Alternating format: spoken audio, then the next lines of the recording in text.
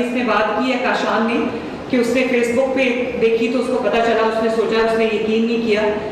तो उनको यकीन करने के लिए हमें जितनी भी टेस्टिमोनियल्स हैं उन सक्सेस स्टोरीज के जो काशान की सूरत में हमारे पास बैठे हुए हैं, हमें उनको बिल्कुल एडवर्टाइज इसलिए करना चाहिए ताकि लोगों को अपने सिस्टम के अंदर कॉन्फिडेंस है वो रिस्टोर हो, बल्कि फेथ रिस्टोर हो।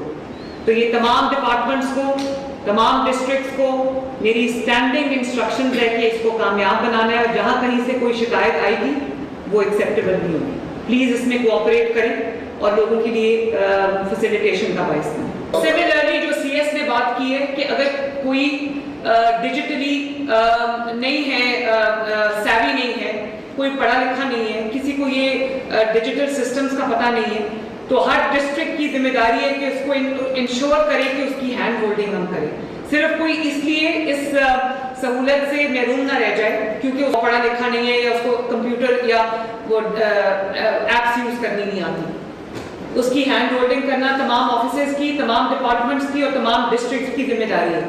और सीएस ये भी होना चाहिए कि जिस डिस्ट्रिक्ट के अंदर जितने ज्यादा बिजनेसेस को जिस महीने में इजाजत मिलेगी उसको एक एक्नॉलेजमेंट मिलनी चाहिए, उसको अप्रिसिएशन मिलनी चाहिए, उसको मेडल